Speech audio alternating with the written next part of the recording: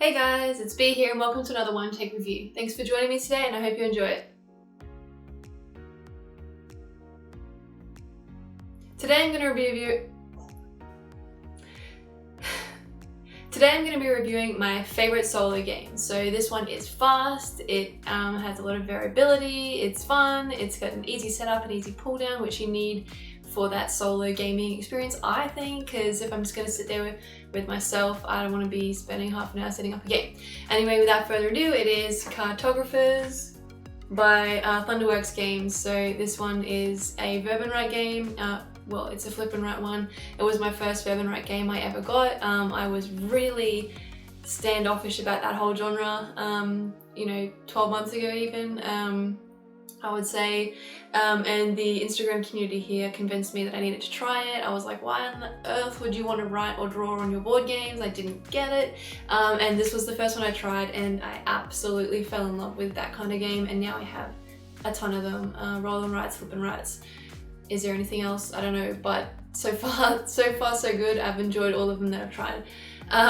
In Cartographers, you are playing as a cartographer, so you're mapping, and that sounds really boring, I guess, to a lot of people, until you play it the way that these guys have designed it, and it's super cool. It's played over 4 different seasons, and each season you're giving a different allocation of time of how long that you have to do your mapping. For each season you'll be scoring in a different way, so there's combinations of scoring which are variable, they change, I think there's 4 of each different type of scoring that you can choose from, so you'll set that up differently each time. It adds so much depth to the game there. The different combinations of scoring is really unique, so the only other game I've ever played that has that kind of thing is Isle of Skye. So in the first season you'll be scoring objective A and B, and then the next one it's B and C, and then C and D, and then C and A, I think. So you've got to be really smart about the objectives that you're completing in that round, because it might be your last time to score that certain objective, so very clever there. So yeah, basically you've got your setup with your objectives laid out, you have got your season cards ready, and then you've got a deck. So in your deck you've got a whole bunch of different cards that have different styles of terrain, and so which is based on color, and then different shapes as well. Some cards will give you just one terrain type and one shape, and you must draw that. Others will give you a choice of 2 terrains and a shape, or 1 terrain and 2 shapes, and you can choose that. So there is a little bit of choice there as well, which I do like, and it helps to, I guess, to make sure that players aren't just doing the same thing on their maps. I mean, of course you can copy other people, but it's a little bit boring.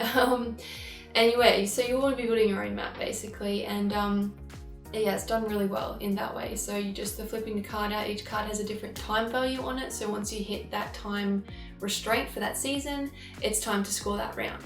Now, the added addition for some player interaction, which I know people love, is the ambush cards, and those are what they sound like. They're a bad thing, it's an ambush happening, and what you'll do is you will change your map with another player, and you will then draw that shape anywhere on their map, and you're going to want to do it in a way that's going to mess with them optimally, which basically any adjacencies that are blank, they then get negative points for. So you're going to be doing it in the middle of nowhere basically, and it's not only going to mess with them in the fact of them getting negative points now, it's also going to make it harder for them to complete objectives later if they need to have things that are joined and stuff like that. So you can get really mean with it. I don't, obviously, because that's not my playstyle, but you definitely can get really mean with that addition there. So if anybody's out there who likes a little bit of meanness when they play, then ambush cards are for you.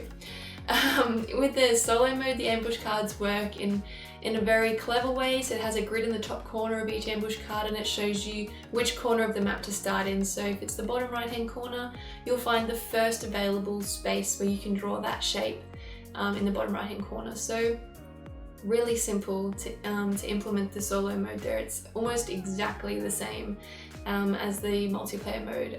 The only difference is those ambush cards, obviously you have to draw them in yourself, so they have given you that little guide, and then the scoring is different too. So in the multiplayer game, Top score wins, obviously, same as most games, and you'll go through your scoring each round and then add them all up at the end.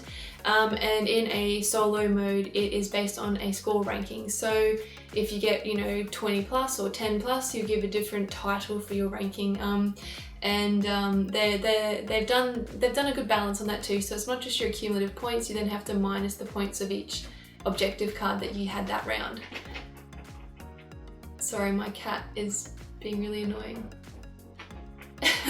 I'm going to talk through it.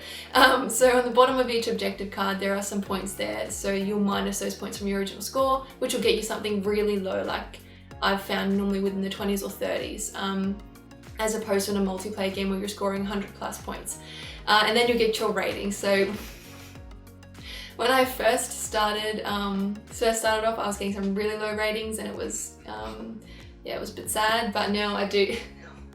I'm sure there's a cat that's going to come flying in here in a minute.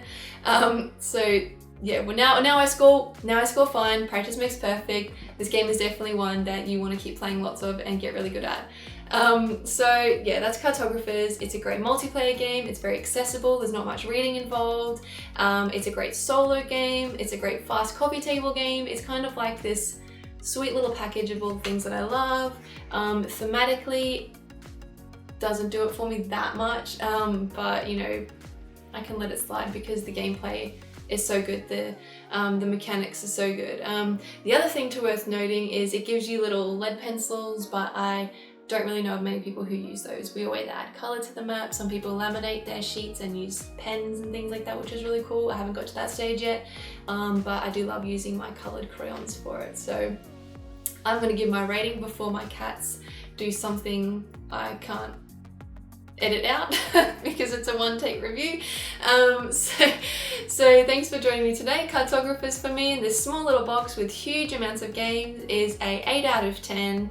I will never say no to a game of Cartographers, and I absolutely cannot wait to get the next version / expansion for this one. I think it's called Heroes. I think that's going to be super cool to add into my this version and just spice things up again. So thank you so much for joining me today, and I hope to see you next time without the cats. Bye.